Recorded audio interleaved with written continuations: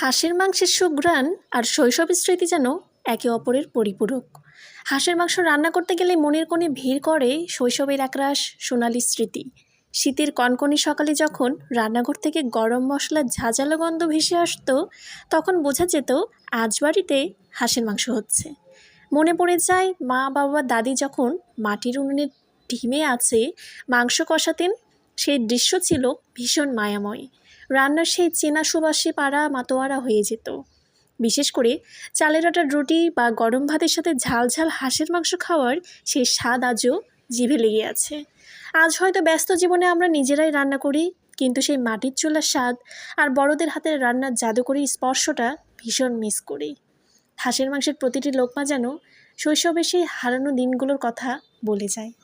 আজকে তৈরি করছি হাঁসের মাংস।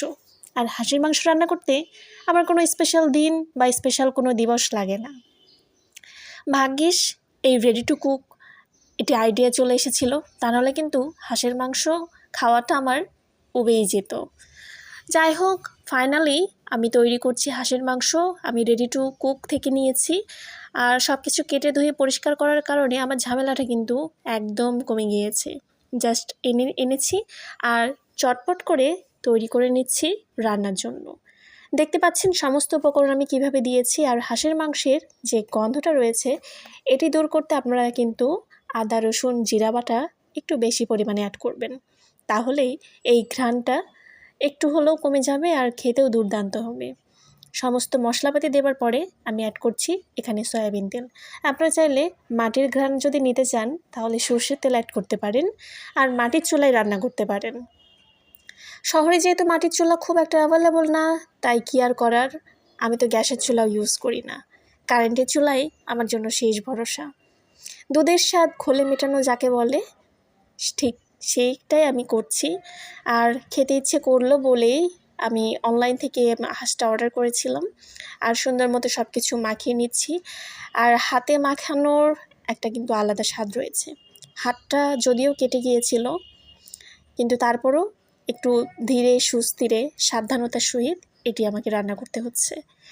এখন একটু সামান্য পানি দিলাম, মানে হাত ধোয়া পানি, আর এক্সট্রা কোনো পানি অ্যাড করছি না। মশলাটা ভালো হবে যখন কষানো হয়ে আসবে আর ঝোলটা আপনা আপনিই উঠে আসবে মাংস থেকে, তারপর আমি এটি তুলে নিচ্ছি। পানিটা যখন শুকিয়ে আসবে ঠিক সে পর্যায়ে আমি কড়াইটা দিয়ে দিচ্ছি চুলাতে, আর চুলাতে একটু পরিমাণ তেল দিয়ে দিলাম। এবার হচ্ছে ফোড়নের পালা।